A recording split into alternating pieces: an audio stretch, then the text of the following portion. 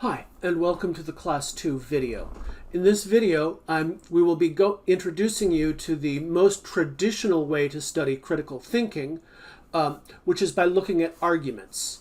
An argument, as I said in video 1, is basically just the practice of giving reasons for your belief.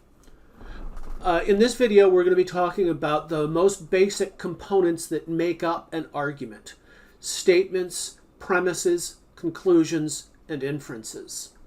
This video assumes that you've read sections 1.1 to 1.3 of the chapter of the textbook that I posted, and that you've done the exercises that were included on the separate exercise sheet.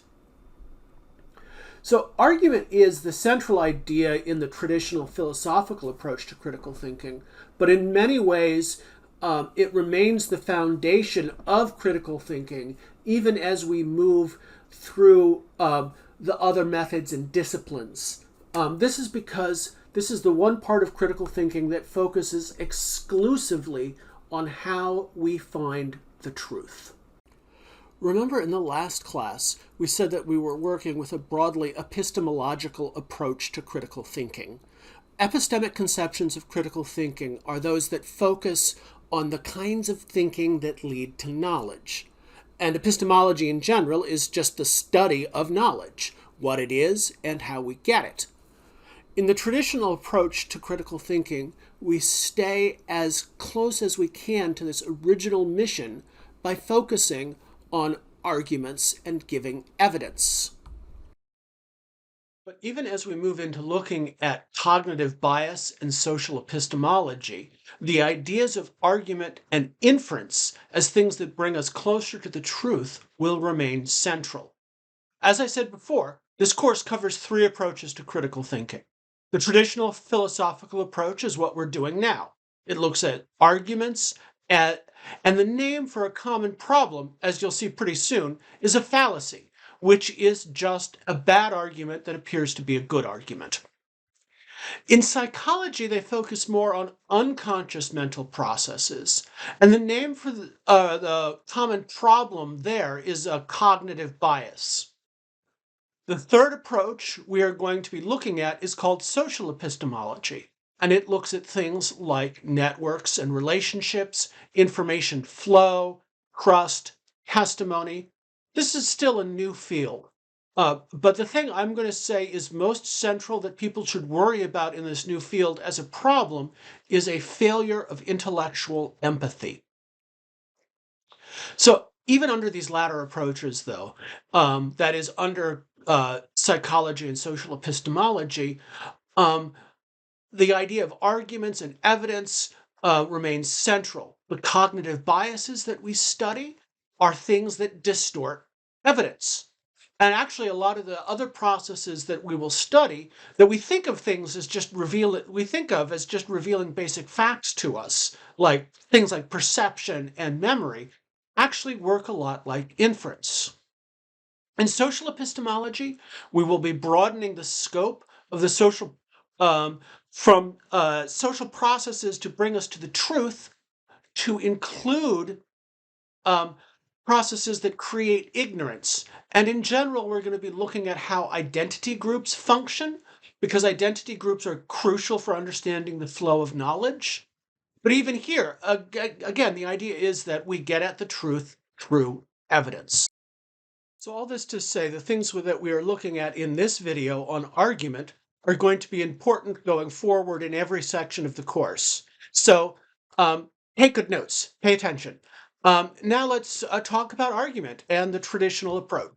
Although the modern critical thinking movement started with Dewey, it's important to emphasize that people all over the world and throughout history have written manuals for argumentation.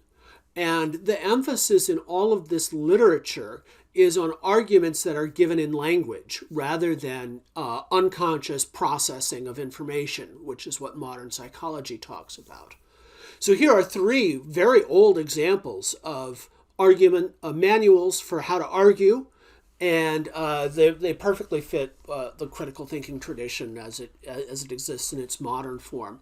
So in ancient Greece, a philosopher named Aristotle wrote a book called The Sophistical Refutations. It's about 350 BCE.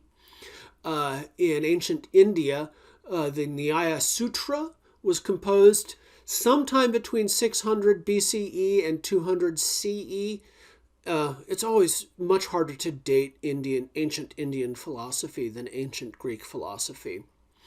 And Moja in Warring States, China, somewhere between 500 and 300 BCE. All these people were producing handbooks for argumentation that fit the tradition that we're doing here.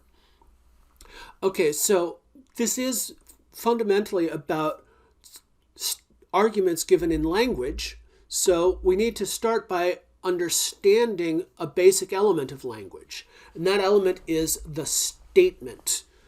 Your reading had a definition of a statement that we're using in this class. So you might want to pause the video and be sure you've found it and you've got it in your notes, because this is going to be important. So what you should find is something like this. A statement is a unit of language that can be true or false. And that might be a little hard to understand, but it can help to think about contrasts. So this is a statement. The man was found wandering disoriented in a field. That's a statement. It could be true, it could be false. It's just describing a situation. Now, if I take away words from this, it is no longer a statement. It's just a sentence fragment. So if I say wandering disoriented in a field on its own, that's a sentence fragment. That's not a complete statement. It's no longer the kind of thing that can be true or false. Statements can also be contrasted with questions. Why was that man wandering disoriented in a field, right? Statements can also be contrasted with commands, like, stop wandering and do something with your life. And the final thing that statements can be contrasted with are exclamations, right? Like, oh, that poor man. The important thing to see about each of these kinds of things that aren't statements is that they are no longer parts of language that can be true or false, right? An exclamation isn't true or false. It's just an expression of emotion. A command isn't true or false. It's just obeyed or not obeyed. And a question doesn't make a statement. It asks for a statement. Sentence fragments are too short to evaluate for whether or not they're true or false. So your first exercise was just to look at a bunch of passages and identify which of them are statements. And some of these are pretty straightforward, but some of them might be a little bit more tricky. So let's just run through these answers. The first passage was, England is smaller than China. Yeah, that's a statement, right? It's a true statement. So there you go. On the other hand, look at the next one. Greenland is south of Jerusalem. Well, that's a false statement, but it's still a statement, right? So the first two comments are statements, even though one is true and one is false. Is New Jersey east of Wisconsin? That is not a statement. That is a question, right? The atomic number of helium is 2. That is a statement.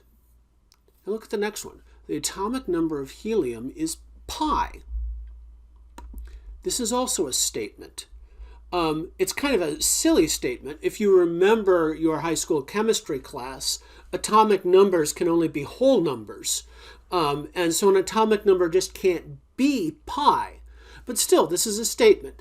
It's of the right form that we can evaluate whether it's true or false. And in this case, we just say it's false.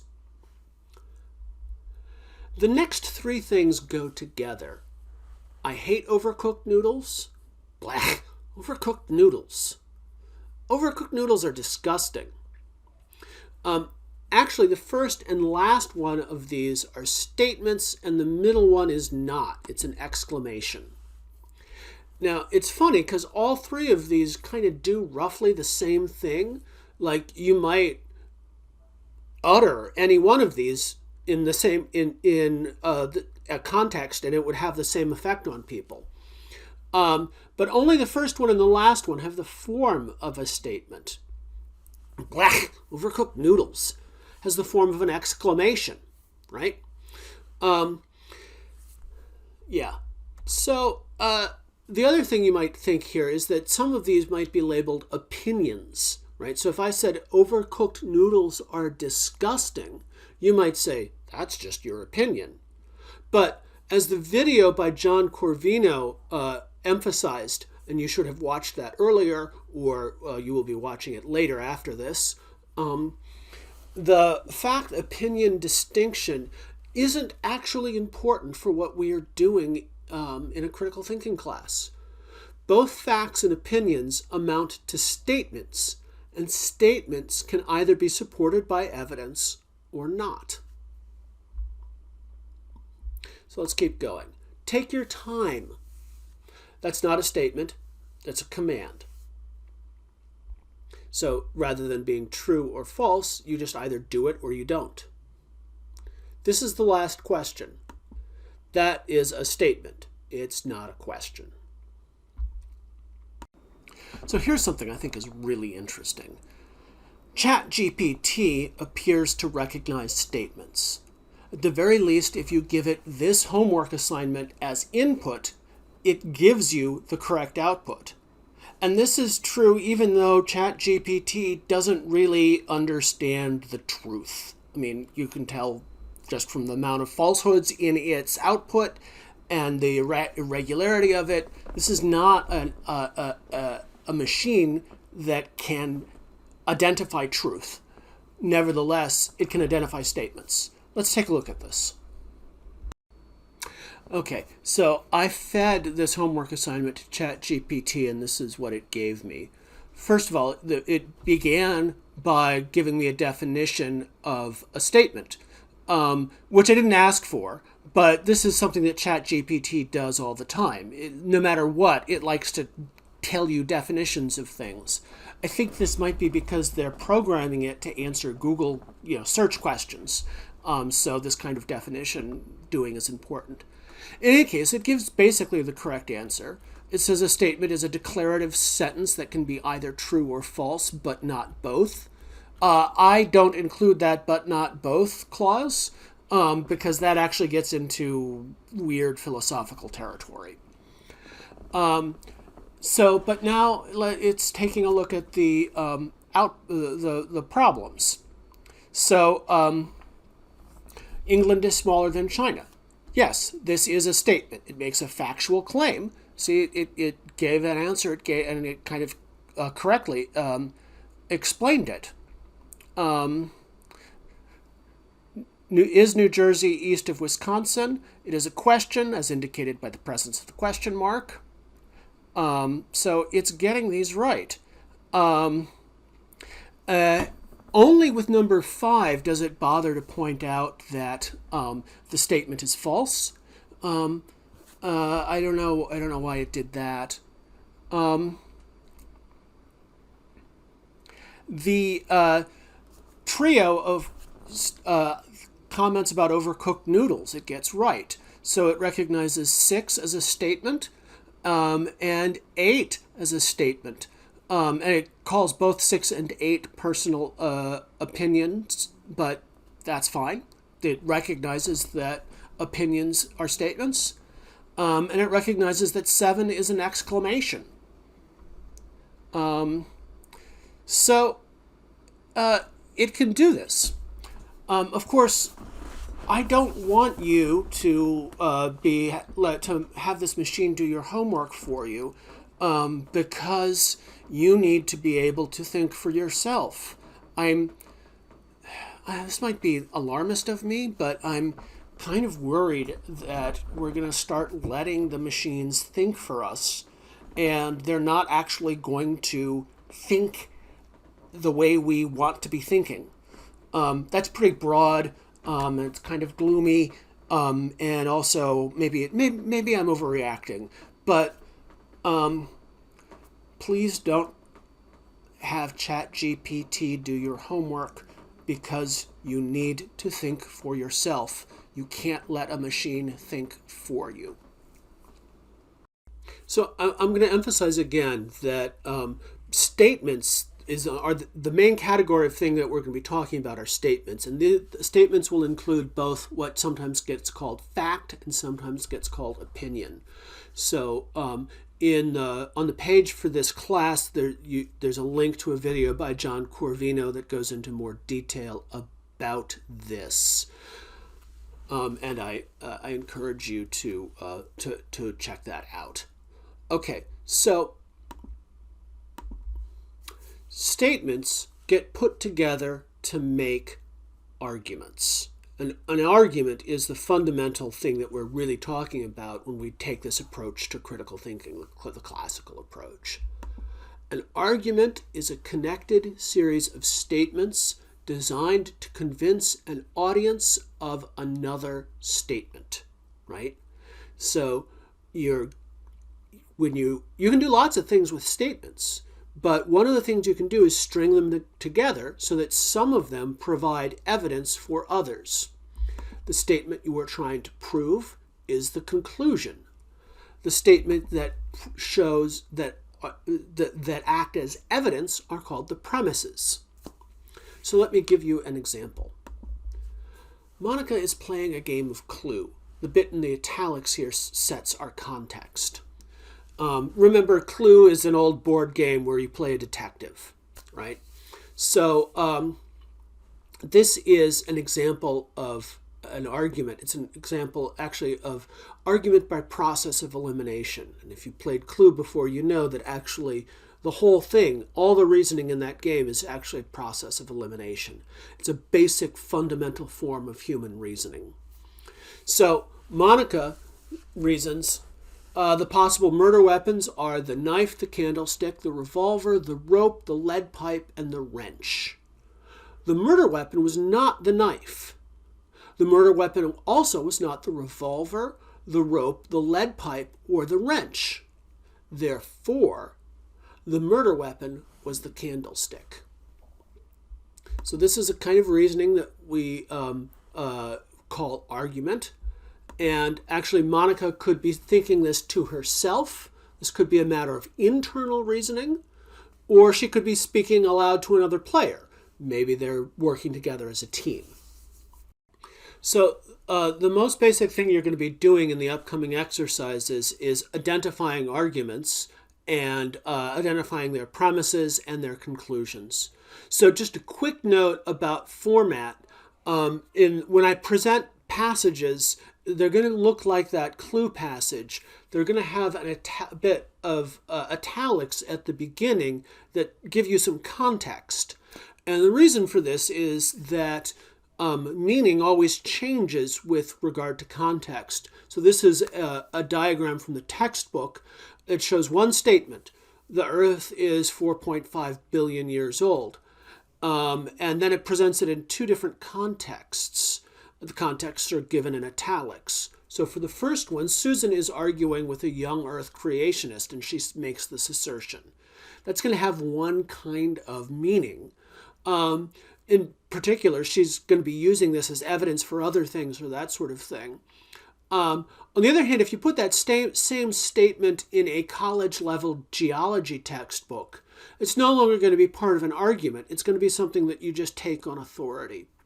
So for the exercises that are coming up, the thing to remember is that the argument is in regular typeface, if there's an argument, and the italics give you the context.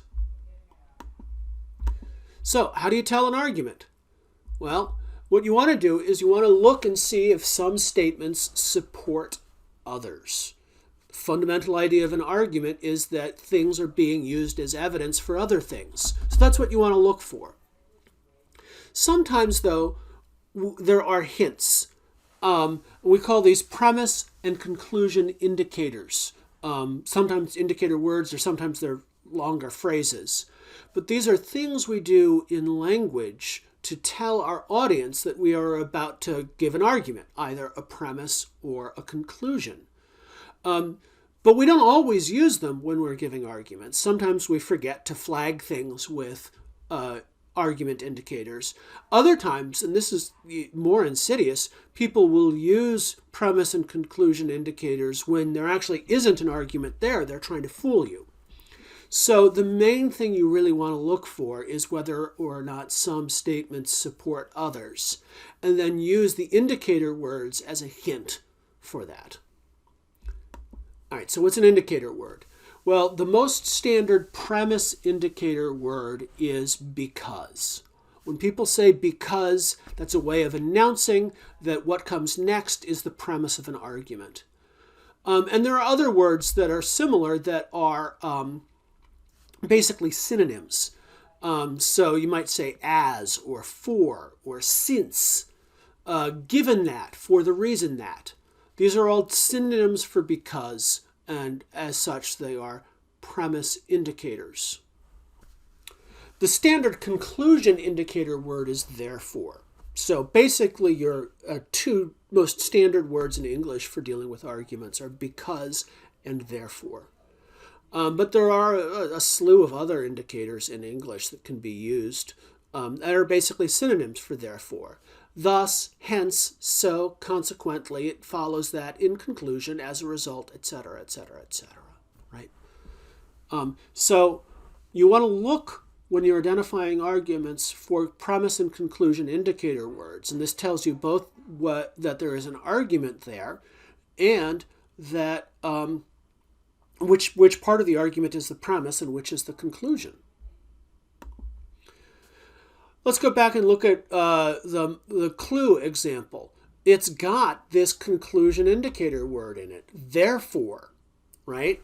So if you were presented this passage as a problem, you could zoom in on the word therefore and realize that that means that you're looking at an argument and the last statement in the passage is the conclusion of the argument.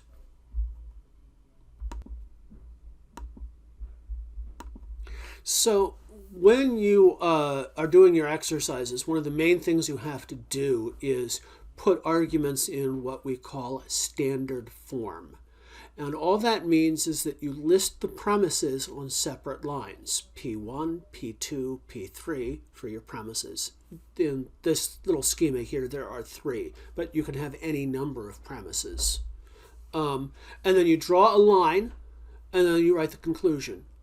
And it's meant to look somewhat like addition, right? And that's because mathematics is a rational process like argument. And so we use the same sort of forms to represent things. So this is the argument from clue presented in what we call standard form, right? So premise 1 rules out a whole bunch of murder weapons. Premise 2 premise 1 lists the possible murder weapons, right? Lists all the possibilities. Premise 2 rules out the knife. Premise 3 rules out a bunch of other things, and that leads you to the conclusion that the murder weapon was the candlestick. And we write the indicator words separately. We say therefore. So when you put things in standard form, there are some bits of advice. First of all, it's fine to paraphrase to make things shorter. In fact, sometimes that's going to be absolutely necessary. But you must continue to use complete sentences because arguments are composed of statements, and I want to keep people in the habit of thinking and writing in terms of complete statements, right? You have to keep the basic meaning intact. If you encounter questions or commands, they may actually be functioning as statements, and so you just have to transform them. People use rhetorical questions, and you just transform them into a statement. You want to delete irrelevant or redundant material. Sometimes, in particular, people will repeat their conclusion. Sometimes they'll repeat it at the beginning and the ending of the passage. When you put the argument in standard form, you only need to write it once at the end, right? So you delete redundant material, you delete irrelevant material, and remember that your conclusion in an ordinary English passage could be anywhere in the passage. It could be at the beginning, the middle, or the end, and it could be repeated. And then finally, remove indicator words and write them separately. Some more vocab around statements and arguments. The connection between the premise and the premises and the conclusion of an argument is called an inference. We also say that the mental act of believing a conclusion on the basis of some evidence is an inference. This is going to be important going forward, because this mental process of moving from one set of statements to another is something that goes on in our minds more often than we realize. Statements can be either normative or descriptive. And this gets back to the thing I was talking about, where we talk about how fact and opinion doesn't really matter here. What does matter is that some statements are about the way the world is, and some statements are about the way the world should be. So a statement that's about the way the world is called a descriptive statement. So the cat is on the mat. Objects near the Earth's surface fall at an accelerating rate of 9.8 meters per second. Those describe the way the world is. Normative statements describe the way the world should be, or at least the way you think they should be. So if you say you shouldn't chew with your mouth open, or torturing babies for fun is wrong, you are using normative statements. And all of ethics is really based around, ethics and morality is based around normative statements. It's not about the way the world is, but about the way you think the world should be. So it's important to talk about normative and descriptive statements, because we're going to often want to argue not about the way the world is, but about what we want to change in the world. So it's important also to note how normative and descriptive statements work in arguments. An argument can contain both normative and descriptive statements. However, if it has a normative conclusion, it must have at least one normative premise. This is called the is-ought fallacy if you do it wrong. You can't derive an ought from an is. The is only tells you how the world is. It doesn't tell you how the world should be. Okay, so here's an example. O.J. Simpson intentionally killed Nicole Brown. It is premise 2, it is wrong to intentionally kill people. The first premise is descriptive. The second premise is normative. The second premise is what allows you to move to the conclusion that what O.J. did was wrong.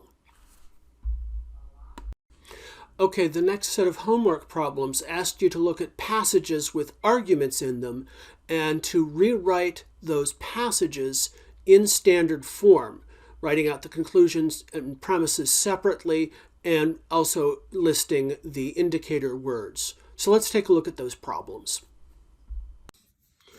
Okay, so for the first exercise set, you just had to put arguments in standard form. And that means recognizing the premise and the conclusion and separating out any indicator words. So the very first problem is really straightforward. So remember, the stuff in italics is context. We're just imagining that there's a detective speaking. So the first thing you want to do when you look at a passage like this is to look for indicator words or indicator phrases. And we can see that, in fact, there is one. So I infer that. That is a conclusion indicator. So that means that everything that comes after it is the conclusion. Henry stole the computer. Right? So whenever you're dealing with arguments like this, you really want to work backwards from the conclusion. Once you know what the conclusion is, you can easily figure out the rest of it. So what we're going to do here is we're going to draw a line. We're going to say conclusion. Henry stole the computer. And then our premise is just Henry's fingerprints were on the computer. We can paraphrase.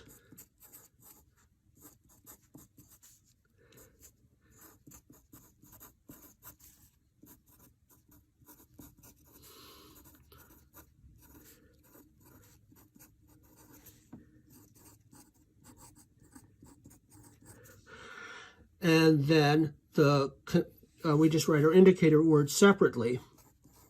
Indicator. So I infer that. So the first problem was really straightforward. There was just one premise and one conclusion, and the conclusion came second, just like it does in standard form. Now let's try the next one. So the context is that someone named Monica is wondering about her coworker's political opinions. So she works with this guy, Steve. She wonders how he thinks about things. And she says, you cannot both oppose abortion and support the death penalty unless you think there is a difference between fetuses and felons. Steve opposes abortion and supports the death penalty. Therefore, Steve thinks there's a difference between fetuses and felons. Well, the obvious important word here is therefore, right? Therefore is our conclusion indicator. And that means everything after that is the conclusion. And in general, in analyzing arguments, it's best to work backwards from the conclusion. So we're just going to write conclusion, Steve thinks there is a difference between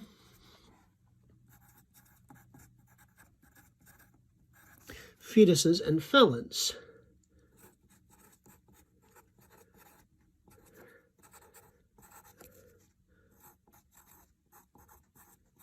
And the indicator is because. Oh, I'm sorry, therefore.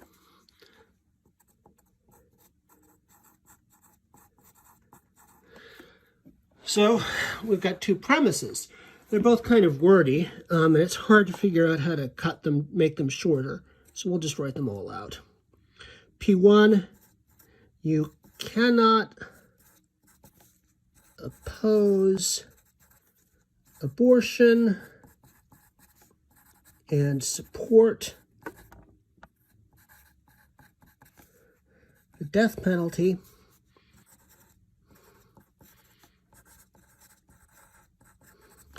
unless you think there's a difference between felons, fetuses and felons.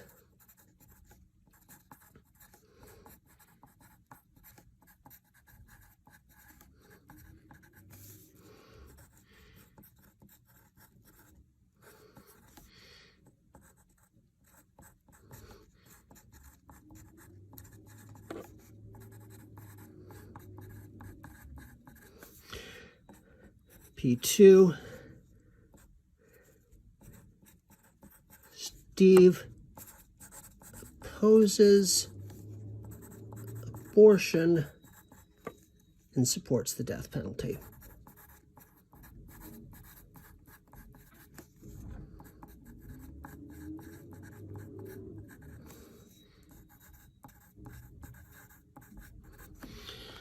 All right. Okay, the first two problems had the conclusion at the end of the English passage, which is also where it goes in standard form. But in ordinary English, the conclusion can be anywhere, the beginning, the end, the middle, sometimes both the beginning and the end. So here's another passage where the conclusion is in a different place. Here we've got the indicator word because. And that says that everything after it is a premise, not a conclusion. So this is a made-up sci-fi-ish example. You imagine someone called the Grand Moff of Earth Defense Strategy.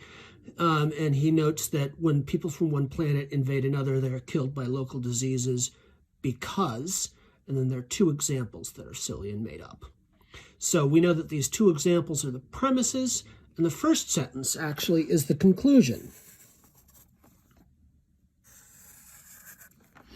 So we can go down here, conclusion, when people from one planet invade another,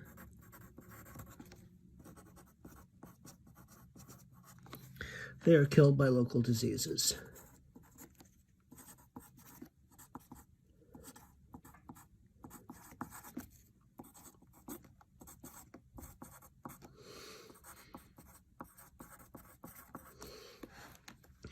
All right. Indicator is because.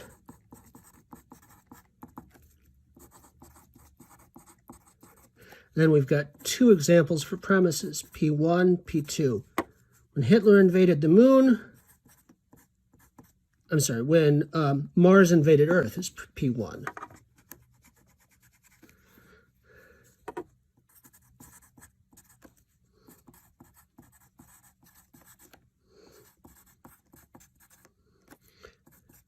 They were killed by Earth diseases.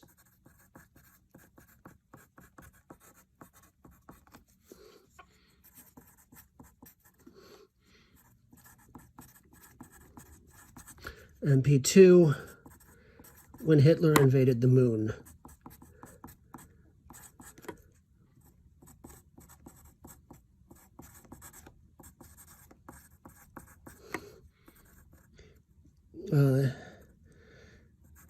His forces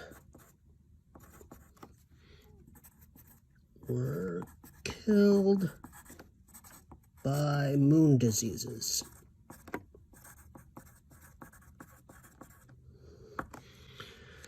All right, and one thing that we'll be thinking about later on is the different ways in which this argument is faulty, but we won't be doing that right now. Okay, now things are getting harder. This one has no context. It's just sort of made up. It's about the Jabberwock, a made-up creature from Lewis Carroll. As the speaker is saying, if you have slain the Jabberwock, my son, it will be a frabjous day. The Jabberwock lies there dead, its head cleft with your vorpal sword. This is truly a frabjous day. The other thing that's tricky here is that there are no indicator words. You just have to figure out which of these premises support which. And the thing to see here is that you've got an if-then clause, and then another thing says that the if part has been satisfied, therefore the then part is true. So our conclusion is this is a frabjous day.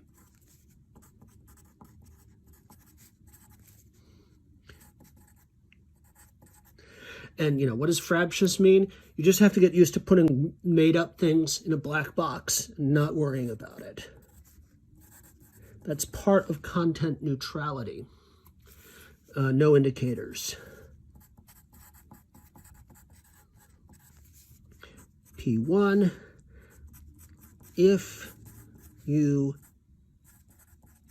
have slain the Jabberwock, it is a frabjous day.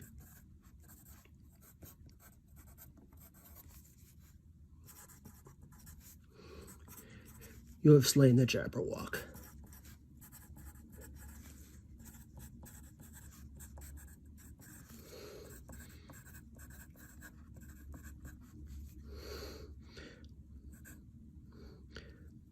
Oh, it's CK. All right, and my handwriting is poor, but you get the idea. All right, the last one is the trickiest of all because it's actually conclusion middle, which is an awkward way to write, but it happens in the real world, and you need to be on the lookout for it. You can see that there are two indicators here, therefore and because. So indicators.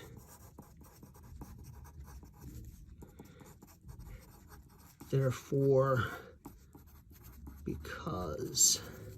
And your conclusion is the thing between them. She must be the killer, where the she is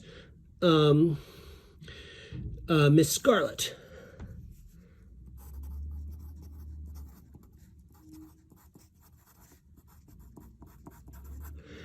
So, and then the premises is Miss Scarlet was jealous.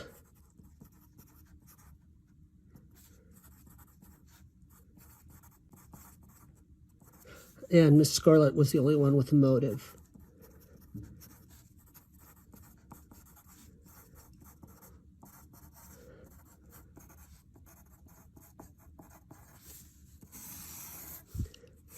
All right, so this time the conclusion is in the middle. Okay, so the last set of problems asks you to distinguish arguments from non-arguments. And then if they are arguments, you have to write them in standard form. So this is similar to what we were doing with statements, where we had to distinguish statements from non-statements. And then I gave examples of kinds of things that weren't statements, like questions and commands, to help you get a sense of the contrast. So here I just want to give you a sense of the kinds of things that aren't arguments. So again, you can develop a contrast. One thing that isn't an argument is simply a statement of belief. A lot of times people will just list things they believe. And this can actually be rhetorically extremely powerful. In the textbook, I gave an example from Dr. Martin Luther King's Nobel Prize acceptance speech, where he just has a bunch of sentences that begin, I believe. I believe that even amid today's mortar bursts and whirring bullets, there is still hope for a brighter tomorrow. And then a couple more things like that. This is very powerful speaking. It's very powerful rhetoric. When the speaker says what they believe, you want to believe with them because of the power of their belief. That's not argument, though. That is rhetoric. It's good rhetoric. It's appealing to your emotions. We are 90% emotional animals, so it's going to be most of our lives most of the time. But simply listing what you believe is not an argument.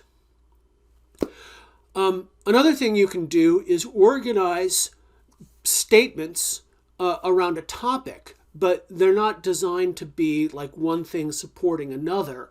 They're just kind of a well-organized list, right? So I gave an example from a college psychology textbook where they list 3 different ways to deal with phobias, right? And all of that is just, there's no argument there. Those are just 3 different things connected by the fact that they belong to this general category, ways to deal with phobias. A third thing that's not an argument is a narrative. Narratives are statements that describe events happening over time, a sequence of actions. And again, it's not an argument because you don't have one thing supporting another. There's one more category of things that isn't an argument that we won't be dealing with in this section. We're going to deal with it in the next class. This is called an explanation. It's on this slide, but you don't have to worry about it now because nothing in the homework problem set were explanations. Okay, and for this problem set, I'm just going to do the first 2, and then there will be an answer sheet that will be uploaded where you can get the answers to the remaining problems. Okay, so for this next problem set, you had to identify whether something was an argument or a non-argument. If it was a non-argument, you had to explain why it was a non-argument by saying what kind of non-argument you thought it was. And if it was an argument, you had to write it out in standard form. So for this first problem, again, remember the stuff in italics is the context. And you can see the context here is just an old newspaper article. And in this case, the context is kind of telling because you want to think about what kinds of things you generally see in newspapers, particularly when it's just like maybe the front page of the business section here. In any case, the passage reads, the unemployment rate dropped to 8.3%, the lowest since February 2009. Labor Department figures showed today in Washington. The 243,000 increase in jobs was the biggest in 9 months and exceeded the most optimistic forecast in a Bloomberg News survey. Service industries grew by the most in a year, according to a separate report. So what you can see here is that these are just sort of isolated facts. They're grouped around a theme, right? They're all about the unemployment rate, but none of these facts provides evidence for any other fact. And furthermore, the way newspapers are supposed to work, there aren't persuasive arguments in straight reporting. Now, in classes where I go into detail about the way newspapers actually work, we'll show that that's not always the case. But still, here this is clearly not an argument. And we don't have to be too precise about what kinds of non-arguments we're dealing with. We could just say it's just reporting.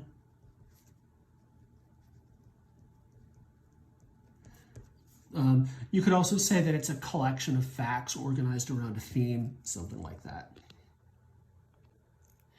All right, next up, a caller on a radio call-in show has a theory. Context, this guy's explaining their theory. The economy has been in a lot of trouble recently, and it's certainly true that cell phone use has been rising during the same period, so I suspect increasing cell phone use is bad for the economy. So this is a bad argument, but it should be clear that it is an argument, and the conclusion is what comes last. So increasing cell phone use is bad for the economy. So is a premise indicator word. I suspect is actually a confidence indicator phrase, but we won't go into that right now. And then the first two statements are premises. So we can say P1, the economy has been in trouble, and we don't have to write the whole sentence verbatim. We can paraphrase as long as we keep the meaning. Keep the meaning. So we'll also say to cell phone use is up. Conclusion, cell phones are bad for the economy. Okay, number 3. Imagine some corporate headquarters someplace where they make widgets. They've got, and this looks like it's some kind of mission statement. So they say, we believe that our company must deliver a quality product to our customers. Our customers also expect first-rate customer service. At the same time, we must make a profit. So they're listing things they believe, but none of them support each other. So this is not an argument.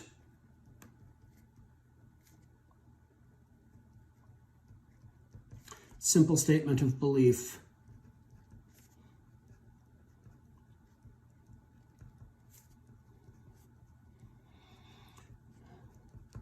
Less compelling than the Martin Luther King example of simple statements of belief that I used in the textbook.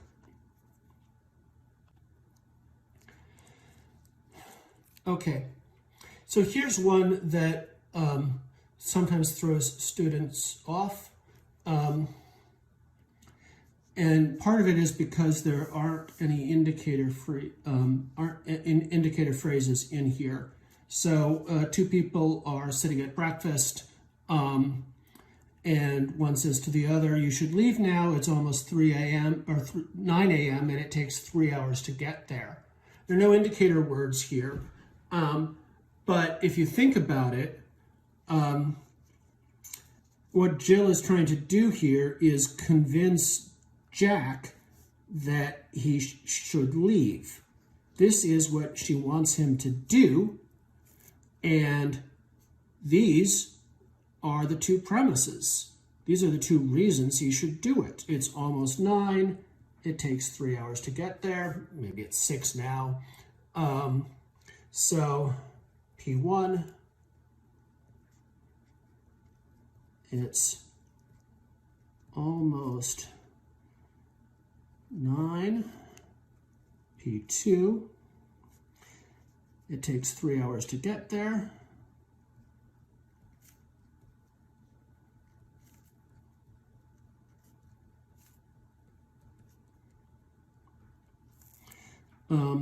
You should leave now.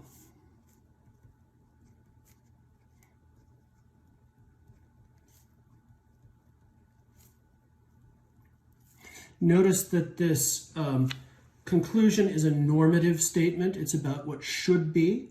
And often, actually, in ordinary contexts, you have arguments with normative statements in the conclusion because we generally argue in order to get people to do things. So we're saying what should happen. Okay, last problem. The context is a textbook on the brain. And it says axons are distinguished from dendrites by several features, and then it lists 3 features, right? So it's got 3 statements in here, effectively. And they all relate back to the first sentence, but they don't really provide argumentative support for the first sentence. This is really a topic statement. And, this is just a collection of facts. So this is not an argument. It's an expository passage.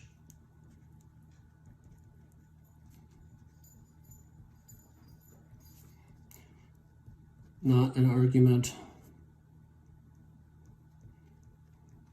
As a topic statement rather than a conclusion, they're just facts organized around a theme. Okay, so here's a question. Can ChatGPT do this homework? And I should say that I'm not pursuing this in any kind of scientific fashion or systematic fashion. I'm just periodically trying the homework on ChatGPT, mostly out of my own curiosity.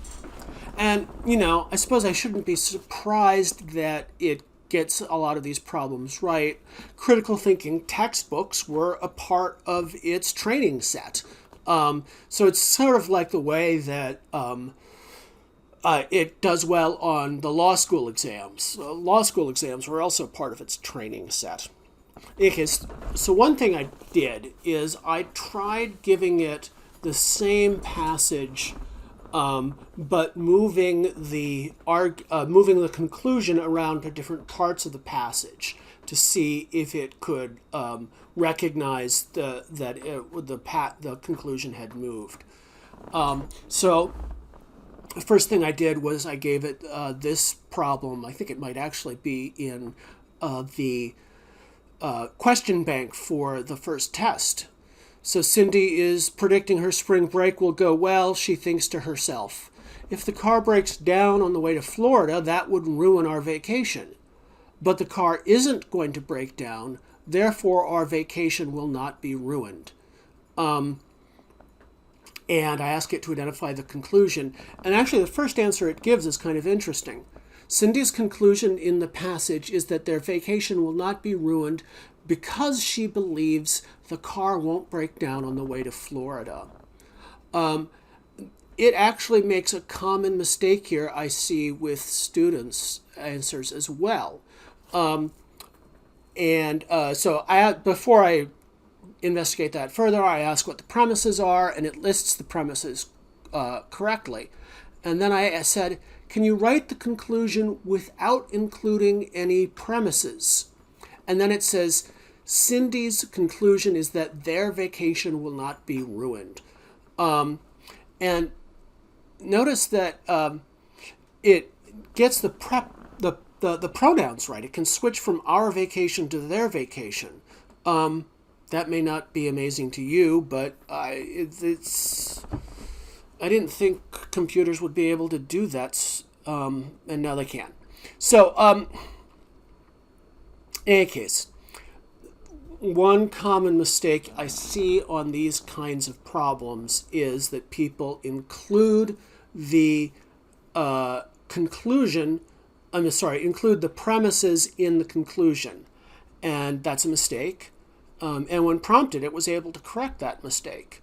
One thing that you should know is that if you find yourself using an indicator word like because in the statement of your conclusion, you know you haven't completely isolated the conclusion. There's still reasoning going on in the passage. So then I move things around. Right? Oops. Stop it. Okay. Oh, yeah. So it was able to identify the conclusion indicator. The screen is jumping. That was for a later problem. In any case, let's just look at where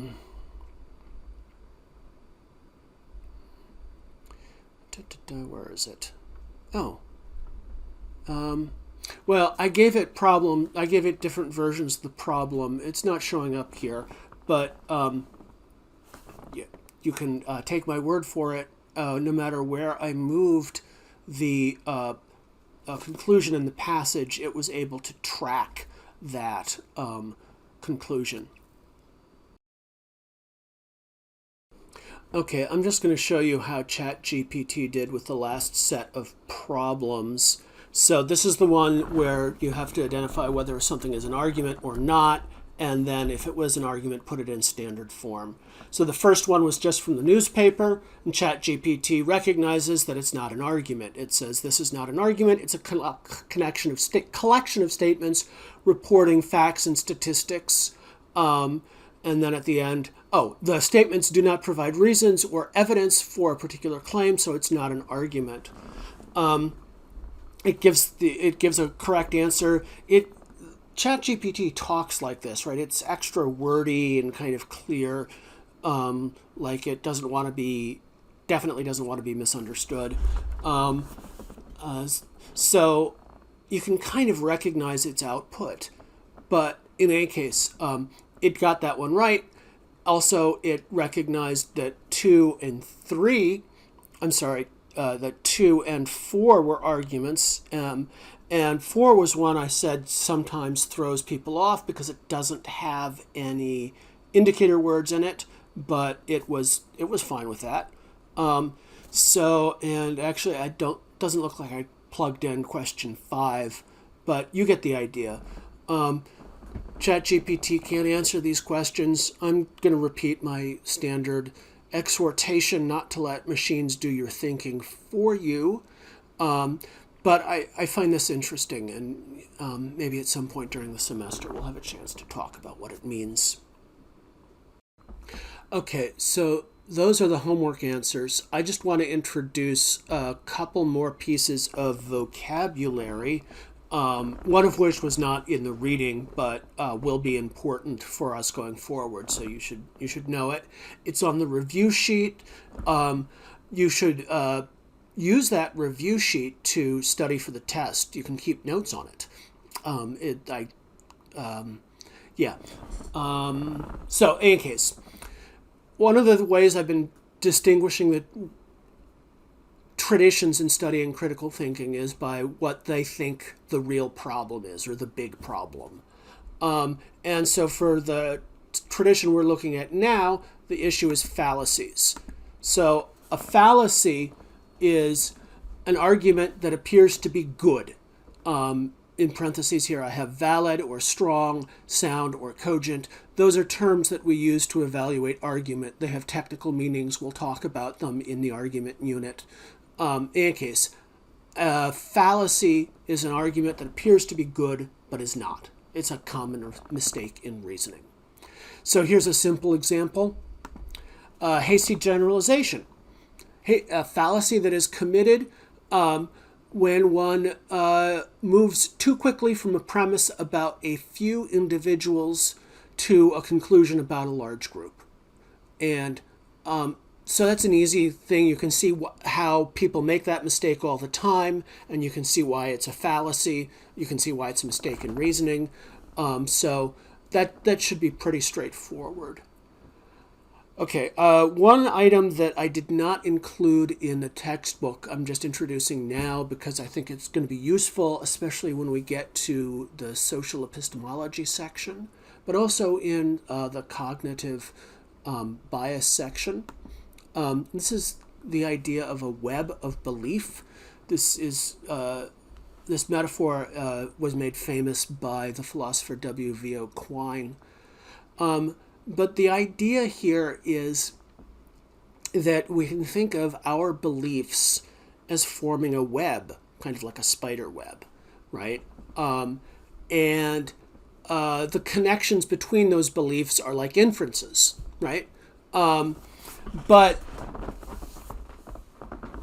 the way our belief systems work, the change to any one belief will wind up reverberating across the whole web, especially if we're trying to be logically consistent, right? It will the change in belief will kind of travel through those threads of inference. But what's really important about this metaphor is that the idea that some beliefs are deeply held, and that means that they're more toward the center of the web, whereas other beliefs that are more easily changed are on the outside of the web. And so beliefs on the inside, if you change them, it would have more reverberations around the rest of your web of belief. So you don't want, so you're really reluctant to change those. And it's really only beliefs on the outside of your web that you're likely to change. And beliefs about ourselves and our identity tend to be in the deeply held belief category. Okay, so that's it. Next time we're going to get our preview of the cognitive bias literature. I've got 2 readings. They're pretty short. One's just an online explainer of popular reading. There's an exercise that asks you to apply concepts from those readings, and there's a video.